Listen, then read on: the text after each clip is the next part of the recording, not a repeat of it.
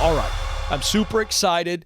Let's just do a quick review of stage 1 on the path to meaningful work. Now, a lot of you folks are Dave Ramsey tribe members. I am a part of Ramsey Solutions. Dave's my mentor. He's my leader.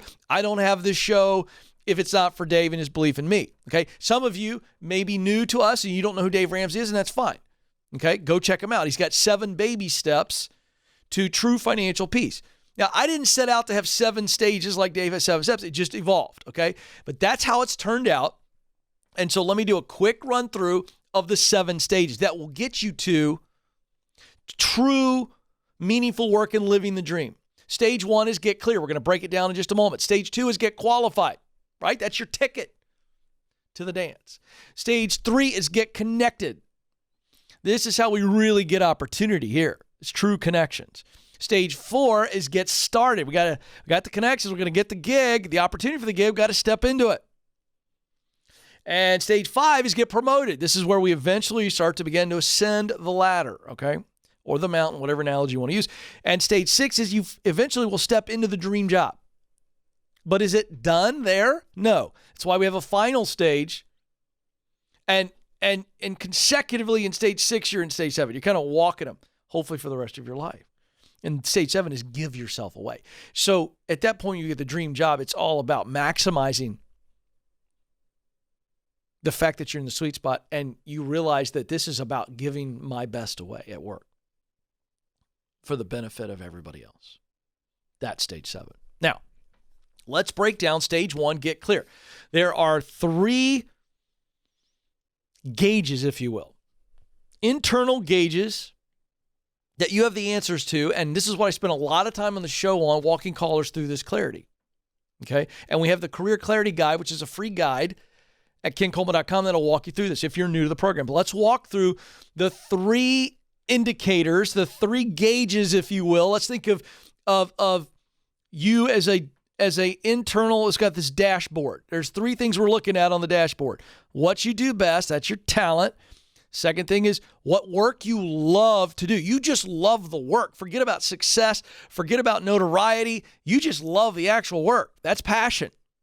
And then third, the results of your work that matter deeply to you. Or in other words, I want to work to create these results because, Ken, this makes my heart come alive.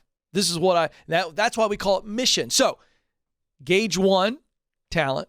Gauge 2, passion. Gauge 3, mission. Now, we want to get clear on the answers to each one of those questions. What do I do best? What do I love to do most? And then what results matter most? When we get those answers, we see how they all come together and how they intersect, because here's how the formula works. We use our talent to perform our passion to fulfill our mission. In other words, we use what we do best to do the work we love to do most to produce results that matter deeply to us. This is not difficult stuff. That's what you're looking to get clear on, which is why we call stage 1, get clear. Now, as we get those results, we see, oh gosh, the intersection of talent, passion, mission is my sweet spot. Now, we use that analogy because it's super simple to understand, and primarily because I grew up playing sports. And anybody who's ever played sports, or at least watches a sport, understands the analogy of the sweet spot. And we'll use baseball, the great American pastime, as our example. When the bat hits the baseball on the sweet spot of the bat, here's what happens. It's the spot on the bat that you're supposed to strike the baseball in, and it's on the barrel, and it's a certain amount of space. And when the bat hits the ball there, here's what happens. The batter, she or he who hits it on the sweet spot, they don't hardly feel it. It's almost like a click. They barely feel it.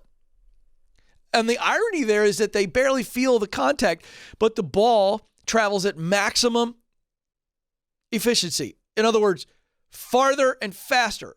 So if you ever watched Home Run Derby, Joe, my favorite thing in the world in baseball is to watch the Home Run Derbies.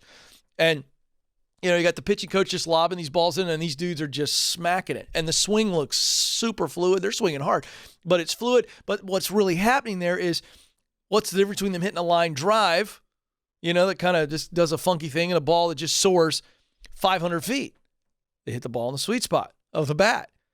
And so we as fans, we go, oh my gosh, as we see this ball sail out of the park. And so that's how everybody sees us when we are working in our sweet spot. They see the effort, but what they really marvel at is how effortless it looks.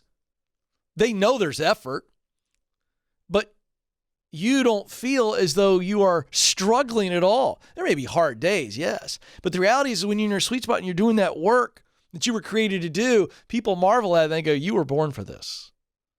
You're a natural. And so that's why we use the sweet spot analogy. Now, stay with me. So when you see, oh, my sweet spot allows me to have multiple jobs or career paths, this takes the pressure off. I encounter so many people that are afraid to make a decision to be who they were created to be because they're afraid it might be the wrong decision, and that's natural. It's a heavy deal. Ken, how do I know that this one thing is my dream job? What if I told you there are multiple dream jobs in your sweet spot, multiple career paths? All that matters is that the work, the job, the career path is in your sweet spot, and you are fulfilling this unique role. See, the unique role comes to us when we figure out what our sweet spot is. Well, here's the deal. I know that I need to be using this talent to perform this passion, to fulfill this mission. And as you begin to see all that, you go, oh, well, it could be a physical therapist, could be a nurse, could be a PA, could be a doctor. I'm just choosing one profession. Could be all those things. So now you've got some real freedom to look at all of those things and go, what is a one-word descriptor about all of those things? Doctor, PA, physical therapist, nurse, anesthesiologist, radiologist, whatever.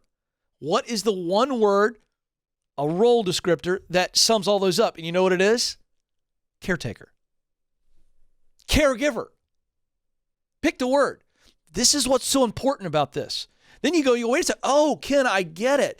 When I realize what I do best, my talent, when I realize what work I love to do most, my passion, when I realize what results of my work move my heart and fill it,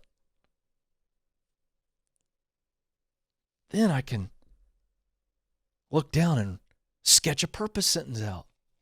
I'm going to use what I do best, blank, blank, and blank, to do the work that I love to do most, blank, blank, to create results that matter deeply to me, blank. And you look at that purpose sentence and you go, it really doesn't matter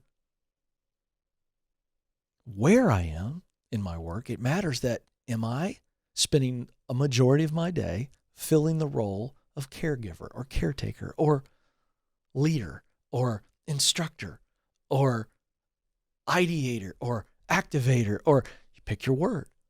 Folks, oh my gosh, this is so good for you when you get this clarity. Because then you go, oh, I could go here and be a caregiver. I can go here and be an instructor. I can go here and be a leader.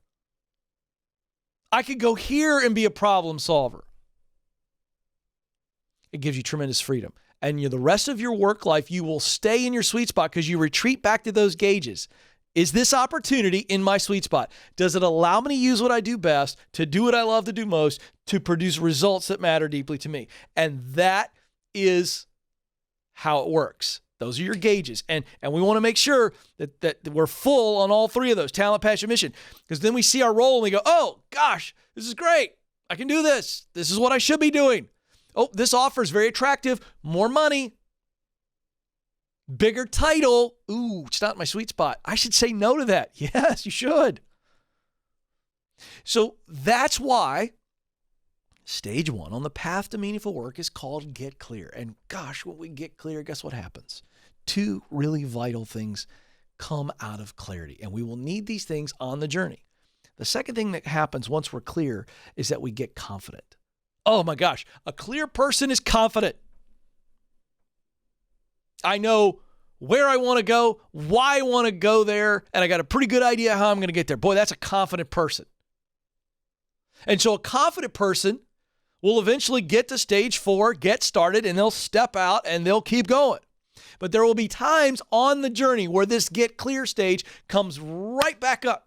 And it's when the detours of life, the accidents of life, the storms of life, the stuff that we know is going to happen that will really stop us, and it'll challenge us, and we're stuck for a moment or we're thrown off the path. What do?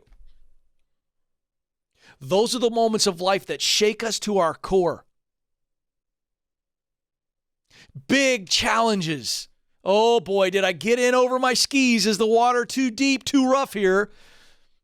And we go back to getting clear, and the confidence reemerges, and guess what shows up? Courage.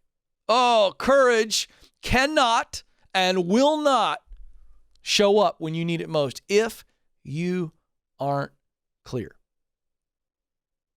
If you aren't clear, there will be no confidence, and thus there will be no courage to stay on course. So that's why it's really important to get clear, which is stage one on the path to meaningful work. The next stage, get qualified. We'll talk about that tomorrow. Don't miss it. All right, let's go to the chat room. I changed the order up, Joe, because I was just so fired up, because that's really, really what our second caller was all about. Vicky, she didn't have confidence because she wasn't clear, and that's what we spent our time doing. So you're watching this, you want to go back and watch it. I want you to go back now that I've taught Get Clear. And a good exercise for those of you who are lacking confidence, go back and listen to the phone call with Vicky. And I walked you through the tactical stuff about her, and then rewatch the teaching on how to get clear. And I'm telling you, it works every time.